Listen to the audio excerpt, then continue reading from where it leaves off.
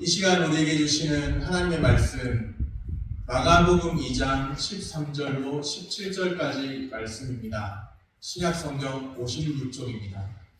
예수께서 다시 바닷가에 나가시매 큰 무리가 나왔거늘 예수께서 그들을 가르치시니라. 또 지나가시다가 알페오의 아들 레위가 세관에 앉아있는 것을 보시고 그에게 이르시되 나를 따르라 하시니 일어나 따르니라. 그의 집에 앉아 잡수실 때에 많은 세리와 죄인들이 예수와 그의 제자들과 함께 앉았으니 이는 그러한 사람들이 많이 있어서 예수를 따름이로라. 바리새인의 서기관들이 예수께서 죄인 및 세리들과 함께 잡수시는 것을 보고 그의 제자들에게 이르되 어찌하여 세리 및 죄인들과 함께 먹는가? 예수께서 들으시고 그들에게 이르시되 건강한 자에게는 의사가 쓸데없고 병든 자에게라야 쓸데있느니라. 나는 의인을 부르러 온 것이 아니요 죄인을 부르러 왔노라 하시니라. 아멘. 샬롬. 주님의 평강이 함께하기를 소원합니다. 아멘. 예수님이 세관에 앉아있는 레위라는 사람을 부르시는 장면입니다. 예수님은 세리와 죄인들과 함께 식탁 교제를 나누십니다. 예수님이 이 땅에 오신 목적이 죄인을 부르러 오셨음을 보여주십니다. 예수님께서 지나가시다가 세관에 앉아있는 레위를 보셨습니다. 14절 말씀입니다. 또 지나가시다가 알페오의 아들 레위가 세관에 앉아있는 것을 보시고 그에게 이르시되 나를 따르라 하시니 일어나 따르니라. 레위는 마태복음을 기록한 마태와 동일 인물로 추정됩니다. 그는 세관에 앉아있는 세리였습니다. 당시 유대 땅에는 로마가 통치하고 있었죠. 로마가 통치하고 있고 세리들은 세금을 걷어서 로마에 갖다 바치던 그런 사람들이었습니다. 로마에만 세금을 바치면 될까요? 어느 정도 이윤도 남겨서 자신도 한 몸 챙겨야죠. 그러다 보니 과도하게 세금을 징수할 수밖에 없었습니다. 세리에 대한 사람들의 인식, 보편적 인식은 당연히 부정적이었습니다. 세리하면 로마에 세금 갖다 바치는 사람, 그렇게 인식될 정도로 부정적이었습니다.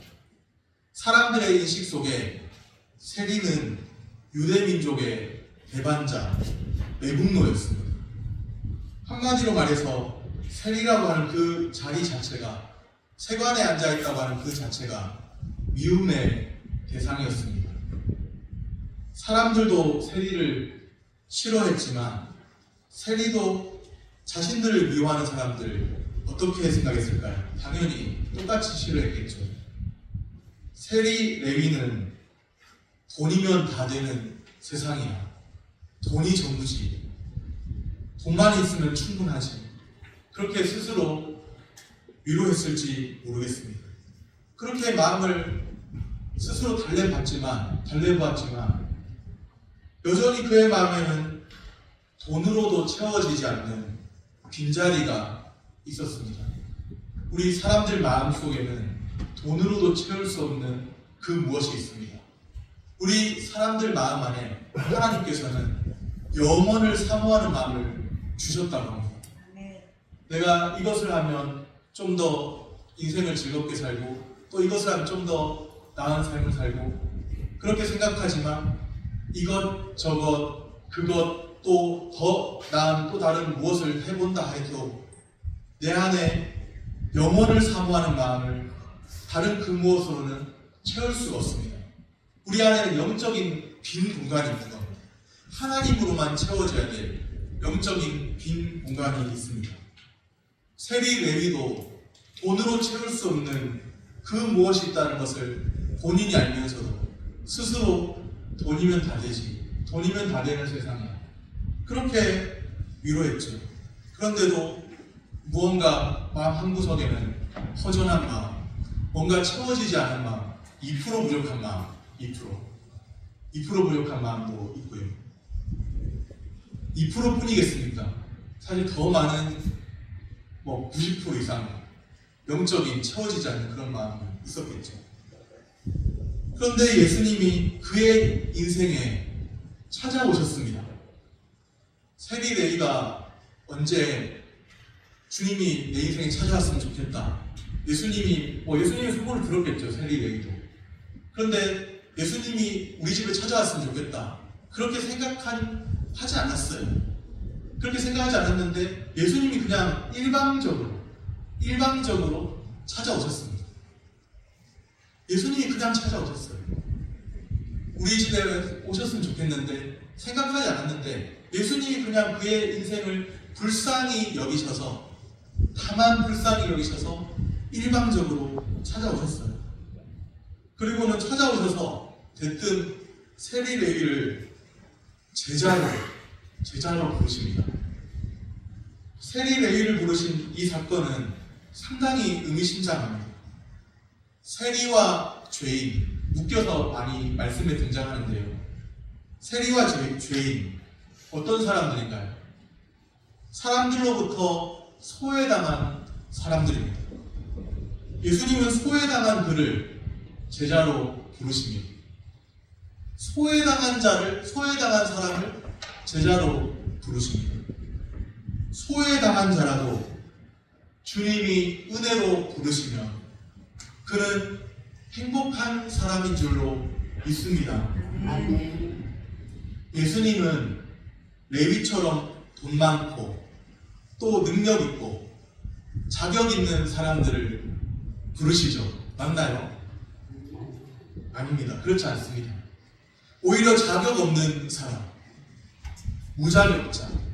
무자격자를 제자로 부르세요. 레위는 돈이 많아서 부르신 것이 아닙니다. 오히려 소외당한 상태에서 그를 부르셨습니다. 무자격자를, 자격 없는 자를 제자로 부르십니다. 다만 불쌍히 여기시고 다만 그의 은혜로 그렇게 부르십니다. 세리 레위는 이제까지 자신을 그렇게 따뜻한 시선으로 바라보시는 분, 그런 분을 만나보지 못했어요. 매국노, 유대민족의 배반자, 로마에 세금 갖다 바치는 사람. 사람들은 다 그렇게 대놓고는 못해도 어떤 사람 대놓고 했을지도 모르겠지만 뒤에서 손가락질하고 수근수근 됐을 텐데 예수님은 레위를 따뜻한 시선으로 맞아주셨습니다. 예수님은 레위에게 따뜻한 시선으로 맞아주시고 또 그를 부르셨어요. 예수님의 부르심에는 무언가 가마력이 있었던 것 같습니다. 나를 따르라 하시니 일어나 따르니라. 오늘 성경에 그렇게 되어 있죠. 나를 따르라 하시니 일어나 따르니라. 저 같았으면 그런 생각해봤을 수도 있을 것 같아요. 제가 세리 레위였다면 주님, 제가 이제까지 모은 재산이 얼만데 더 많은 일들을 할 수도 있는 세관의 자리를 놔두고 주님을 따라요. 제가 정신 나갔습니까? 그랬을 것 같기도 해요. 어떻게 뭘 믿고 제가 주님을 따르죠? 그랬을 것 같기도 해요. 그런데 오늘 말씀에는 나를 따르라 하시니 일어나 따르니라. 주님의 부르심에 무언가 끌리는 가마력이 있었던 것인지 주님이 말씀하시니 예수님이 부르시니 일어나 따릅니다.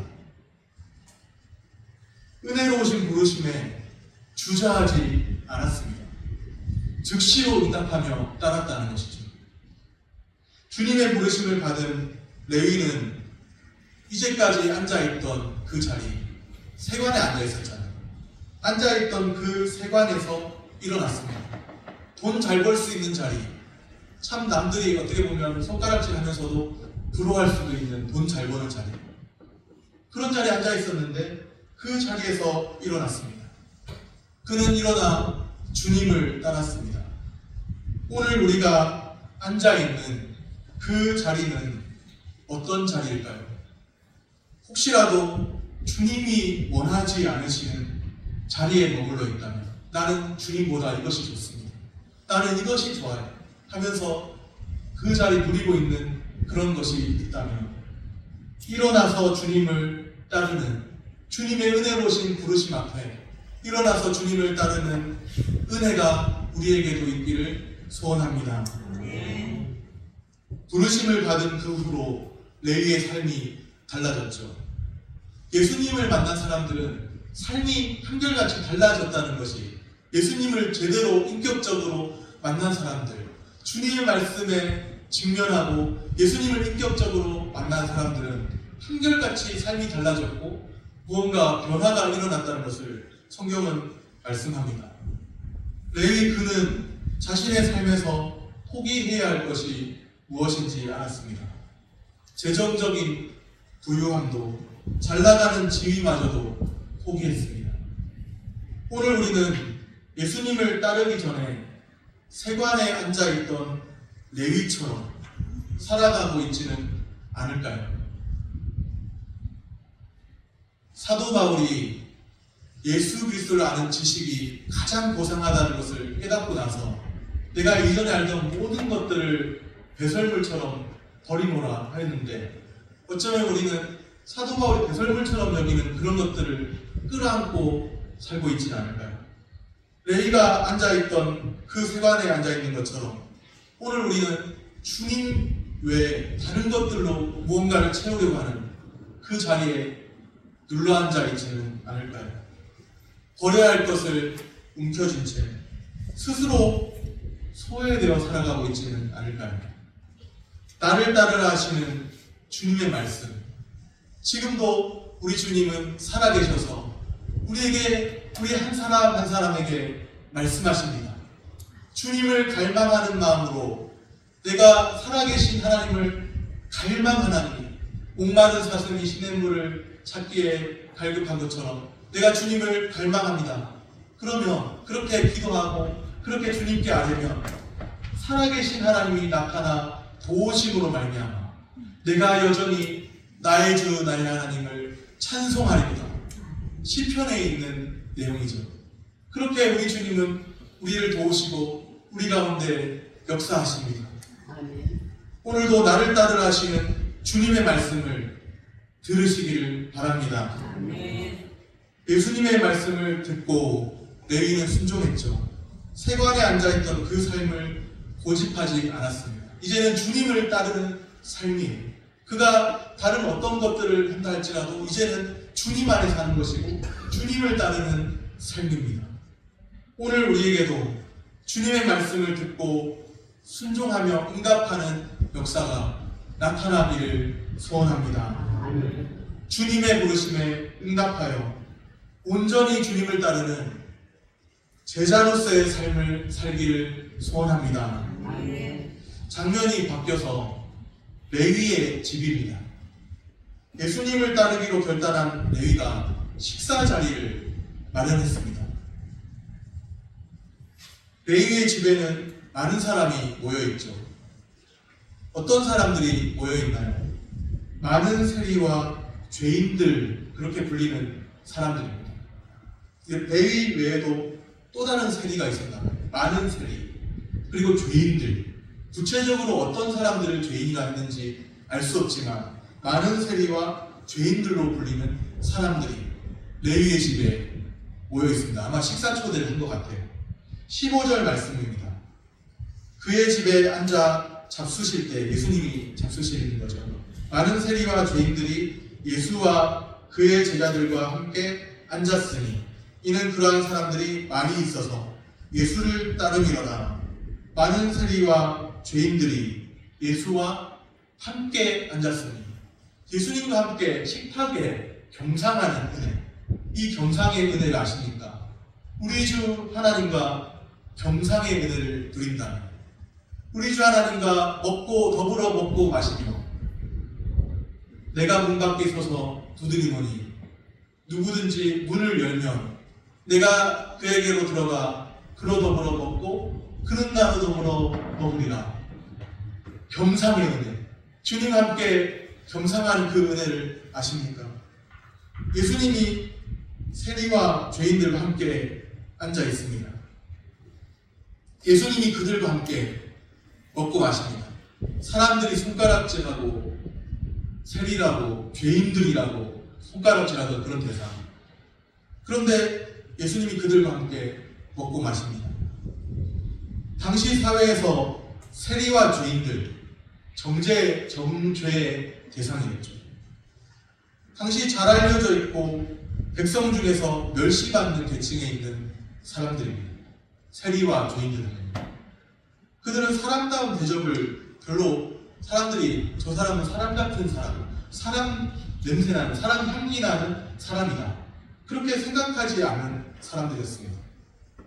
그런 사회적인 분위기가 세리와 죄인들을 바라보면서 있던 그런 때입니다.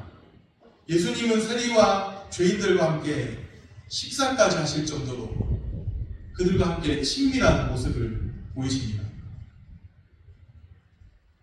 그 자리에 바리새인들도 있었던 것 같은데요. 바리새인들에게는 도저히 그 모습이 용납될 수 없는 문제였습니다. 바리새인은 그 당시에 이제 종교 지도자, 그렇게 보시면 됩니다. 민중을 이끄는 종교 지도자, 그렇게 쉽게 생각하면 그렇게 보시면 됩니다. 바리새인들에게는 도저히 그런 모습이 용납이 안 됐어요. 예수님이 세리와 죄인들과 함께 먹고 마신다는 거예요. 뭔가 좀 하나님 앞에 열심히 막 몸부림치며 사는 그런 사람들이 아니라 죄인들을 읽지 않습니까? 그 죄인들과 함께 예수님이 먹고 마신다는 것, 이해가 잘 안 됐죠. 그런데 이 예수님이 누구인가요? 이 예수님이, 우리는 복음서를 집중하면서 이 질문을 계속 던져봐야 합니다. 예수님은 누구신가? 누가복음 7장 34절에 있는 말씀대로 세리와 죄인의 친구로다. 우리 한번 따라해 볼까요? 세리와 죄인의 친구로다. 아멘. 누가복음 7장 34절에 있는 말씀입니다. 뒤에 34절, 3 더하기 4는 앞에 7이 나오죠. 누가복음 7장 34절. 세리와 죄인의 친구로다. 세리와 죄인의 친구 예수님이십니다. 아니, 예수님이 세리와 죄인의 친구요. 우리 생각으로는 이해가 잘 안 될 수도 있어요. 뭔가 하나님 앞에 열심히 살려고 몸부림치는 경건한 사람들의 친구, 이러면 이해가 되는데 세리와 죄인의 친구, 이해가 안 될 수 있어요. 그런 분들은 바리새인과 똑같은 의식을 가지고 있는 겁니다. 이해가 안 되고 그런 모습들이. 예수님이 이 땅에 오신 이유는 죄인을 부르러 오셨습니다. 혹시 나 같은 죄인도 받으시나? 그런 분이 계시면 죄인을 부르러 오셨습니다. 예수님은 누구의 친구요? 세리와 죄인의 친구로다. 혹시 나는 하나님께 가까이 가기에는 나는 너무 많은 죄를 범한 자인데, 혹시 하나님은 너무 거룩하시고 나는 너무나 내 스스로를 볼 때 부족하고, 하나님 너무나 거룩하셔서 주님은 내게는 가까이 하기에는 너무 먼 당신인데, 그런 분이 계시면 예수님은 누구의 친구요? 세리와 죄인의 친구로다. 그 말씀을 기억하시길 바랍니다. 죄인들에게 하나님의 아들 예수 그리스도의 복음을 알게 하시기 위해 오셨습니다. 예수님은 죄인의 구주, 죄인의 구주이십니다. 믿으시기를 바랍니다. 예수님이 행하시는 일들은 바리새인들, 서기관들이 볼 때는 도저히 이해가 안 되는 일들이었습니다. 어떻게 그 죄인들과 함께 어울리고 잡수시고 하시는가? 바리새인의 서기관들이 예수님의 제자들에게 질문합니다. 그들의 질문이 무엇이죠? 16절 말씀입니다. 바리새인의 서기관들이 예수께서 죄인 및 세리들과 함께 잡수시는 것을 보고 그의 제자들에게 이르되 어찌하여 세리 및 죄인들과 함께 먹는가? 어떻게 예수님이 세리와 죄인들과 어울릴 수 있나? 그런 질문이죠. 율법에 정통하다고 하는 저들, 바리새인 서기관들, 특별히 아까 바리새인들은 민중의 어떤 이 지도자 같은 그런 사람들이라면 서기관들은 특별히 이제 필사를 했던 그런 사람들입니다. 성경학자라고도 오늘날에 보면 성경학자라고도 말할 수 있는 사람들인 거죠. 그런 사람들, 율법에 정통하다고 하는 사람들, 쉽게 말하면 말씀에 정통하다고 하는 사람들, 신학교 교수라든지 이런 분들, 그런 분들인데 예수님이 그 당시에 그런 분들인데 신학교 교수 같은 분들. 그런데 말씀에 정통하다고 하는 분들이 예수님을 볼 때 이해가 안 된다. 죄인을 부르러 오신 메시아, 그 메시아를 저들은 도저히 상상도 하지 못했습니다. 다윗의 후손으로 오시는 메시아, 그 메시아는 위대하신 왕으로 오시는 분으로만 알고 있는데 죄인을 부르러 오신 분이다. 그분이 죄인을 부르러 오셨다.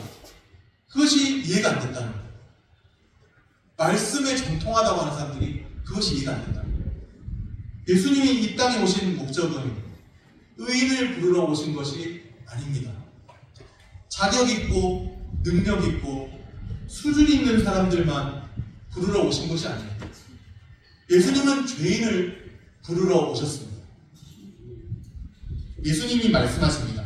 바리새인들 그 질문을 들으시고 말씀하시는 거죠. 17절 말씀입니다. 우리 17절 같이 읽겠습니다. 예수께서 들으시고 그들에게 이르시되 건강한 자에게는 의사가 쓸데없고 병든 자에게라야 쓸데있느니라. 나는 의인을 부르러 온 것이 아니요 죄인을 부르러 왔노라 하시니라. 아멘. 예수님께서는 스스로 의롭다고 생각하는 의인들, 그들을 위해 오시지 않았습니다. 스스로 의롭다고 생각하는 의인들, 그들을 위해 오시지 않았다는 거예요.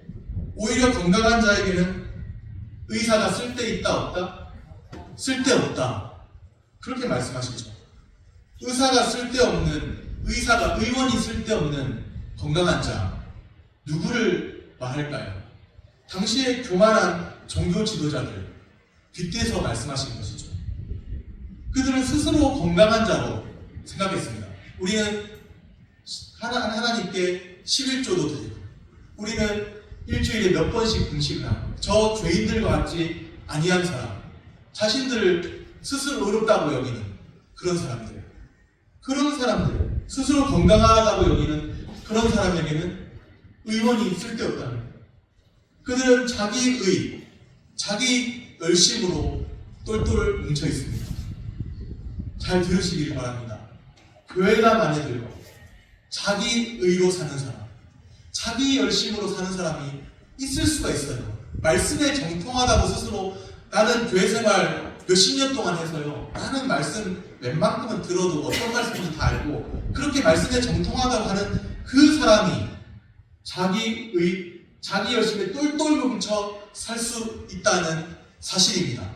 나는 직분도 받았고 나는 11조 생활도 잘하고 나는 그래도 성경 지식도 어느 정도 있고 나는 신앙생활도 20년, 30년 했지 않습니까?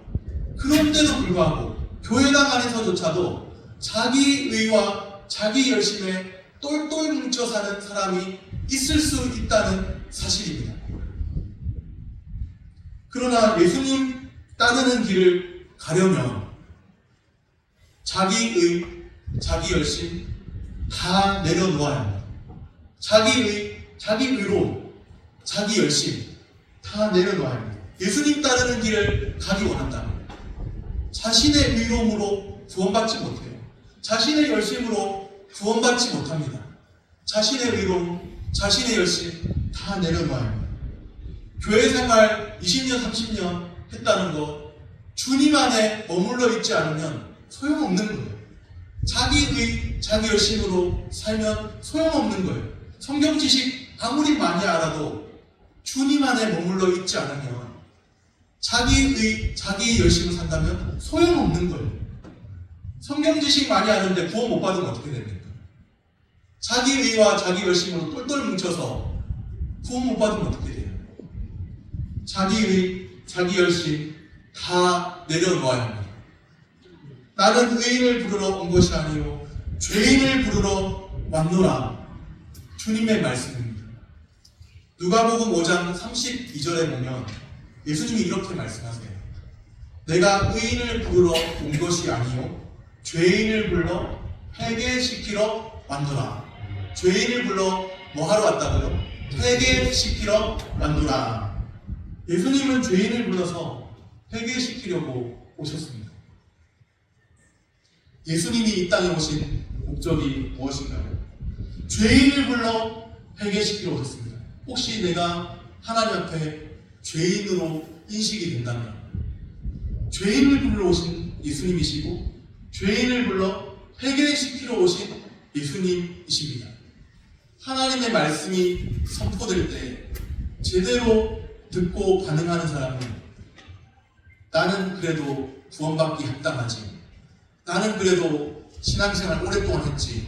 나는 그래도 교회 봉사도 열심히 하지. 이런 사람들일까요? 말씀을 들으면서 가난한 심령으로 하나님의 말씀이 선포될 때 가난한 마음으로 하나님의 말씀이 아니면 나는 살 수 없습니다. 그런 마음으로 하나님께서 예수 그리스도께서 죄인을 부르러 오셨다고 하는데 내가 바로 그와 같은 사람입니다. 그러면서 죄인을 불러 회개시키러 오셨다 하시는데 하나님의 아들 예수 그리스도의 복음을 믿고 또 하나님 나라가 가까이 왔으니 회개하고 복음을 믿으라. 그 말씀을 들으면서 하나님 나는 죽어 마땅한 십자가 앞에서 나는 하나님 앞에서 나는 죽어 마땅한 전적인 죄인입니다. 그렇게 나는 아무런 공로 없고 아무런 의가 없고 의가 없는 자라도 도와주신 바라고 주님 앞에 나가며 주님이 그 십자가 의로 나를 인도하실 줄 믿습니다. 그런 자가 주님이 부르시는 자 아닐까요? 주님이 지금도 우리 가운데 말씀하고 계시다고 믿지 않으십니까? 우리 가운데 지금도 주님을 갈망하고 나온 사람들에게 하나님께서 우리 가운데 지금도 역사하고 계시지 않습니까? 자기의 자기 열심 다 내려놓고 복음에 나타난 무엇을 붙들어야 할까요? 복음에 나타난 무엇? 복음에 나타난 하나님의 예수 그리스도의 의를 붙들어야 합니다. 오늘 우리가 붙들어야 할 것이 무엇입니까? 자기 열심, 내가 이만큼 했습니다. 내가 이만큼 교회를 위해서 이만큼 헌신한 사람입니다. 이겁니까? 아닙니다. 복음에 나타난 하나님의 의, 예수 그리스도의 그리스도의 십자가 앞에서 자기 열심을 다 내려놓고 복음에 나타난 하나님의 예수 그리스도의 의를 붙들어야 합니다. 십자가에서 다 이루신 그리스도의 의로움으로 충분합니다. 충족합니다. 그리스도의 십자가의 그 효력이 우리를 구원해 냅니다. 그리스도의 십자가의 그 효력이 우리를 살립니다. 그리스도의 십자가의 그 효력이 아니라면 우리를 살리지 못합니다. 자기 의로 구원받을 자 아무도 없습니다. 그리스도의 십자가의 그 효력과 그 공로만이 우리를 하나님 앞에 살게 합니다. 그리스도의 십자가 앞에서 죄인을 불러 회개시키러 오신 주님을 만나야 합니다. 그리스도의 십자가의 그 의의 효력이 우리를 굴복시키지 못한다면 우리는 영원히 구원받을 방법이 없습니다. 죄송하지만 십자가의 그 공로, 그리스도의 십자가의 그 공로, 그 효력, 그 말씀이 우리 가운데 역사하지 못하고 그 효력이 우리를 인도하지 않는다면, 그 효력이 우리에게 적용되지 않는다면 우리는 구원받을 다른 방법이 아무것도 없어요. 오직 그리스도의 그 십자가의 그 효력이 하나님 앞에 나를 살게 합니다. 우리가 붙들어야 할 것이 무엇입니까? 믿는 자가 붙들어야 할 것, 예수 그리스도를 믿는 자가 붙들어야 할 것이 무엇일까요? 십자가, 그리스도의 십자가, 그 십자가의 공로, 나의 찬미 제목은 또 사죄하는 증거도 또 나의 자랑도 그리스도의 십자가 외에는 자랑할 것이 없습니다. 그리스도의 십자가 외에는 자랑할 것이 없어요. 자기의 의를 1%라도 그리스도의 십자가는 자기 의를 1%라도 인간의 자기 의를 1%라도 인정하지 않습니다. 인간의 자기 의가 1%라도 살아나면 그리스도의 십자가를 무위로 돌리는 것처럼 효력 없는 것처럼 돌리는 것과 같기 때문입니다. 그리스도의 십자가의 그 의는 그리스도의 십자가 그 의만 우리를 구원해냅니다. 누가 우리를 구원할 수 있고 무엇이 우리를 구원할 수 있습니까? 그리스도의 십자가 공로. 그 앞에서 나는 도무지 자격 없는 자이고 도무지 나는 죽어 마땅한 죄인이고 그리스도의 십자가를 바라보니까 하나님을 사랑하지도 않고 인간을 사랑하지도 못하는 내 이웃 인간을 사랑하지도 못하는 그런 사람이라고 여겨진다면 그리스도의 십자가 그 의로 나를 구원해달라고 그리스도의 십자가 그 의의 효력만 늘 붙들고 살게 해달라고 주님 앞에 간구하시기를 바랍니다. 아멘. 구원받기 전에도 주님의 은혜이고 구원받고 난 그 이후에도 구원 그 이후에도 주님의 은혜이고 구원 그 이후에는 자기 의가 아니에요. 구원받기 전에도 주님의 은혜 구원 그 이후에 예수 믿고 구원된 그 이후에도 주님의 은혜 우리는 오로지 주님의 은혜고 십자가의 그 은혜고 그 은총이고 그것 외에는 없는 거예요. 나의 자랑 십자가 나의 공로 십자가 인간의 자기의는 결코 우리를 구원해내지 못합니다. 우리가 마지막 순간까지 붙들어야 할 것이 있다면 그리스도의 십자가입니다. 아멘. 그리스도의 십자가 앞에서 죄인을 불러 회개시키러 오신 그 주님을 대면하시기를 바랍니다. 예수님은 누구의 구주? 죄인의 구주이신 줄로 믿습니다. 의인의 구주라고 하지 않으셨어요. 예수님은 죄인을 불러 회개시키러 오신 죄인의 구주, 세리와 죄인의 친구로다. 그렇게 말씀하신 주님이십니다. 말씀을 정리합니다. 자격 있는 자를 부르셨나요? 아니요. 무자격자, 자격 없는 자를 은혜로 부르셨습니다. 세리와 죄인의 친구, 사람들은 이해하지 못하지만 죄인을 긍휼히 여기시는 죄인의 친구 예수님이십니다. 죄인을 불러 회개시키러 오신 죄인의 구주이십니다. 내가 말씀 앞에서 내 심령이 가난한 마음이 된다면 주님만 자랑하고 주님만 붙들고 오직 주님의 은혜만 증거하는 주님의 증인으로 사시기를 바랍니다. 아멘. 죄인의 구주 예수님을 인격적으로 만나는 은혜가 있기를 축복합니다. 아멘. 기도하겠습니다.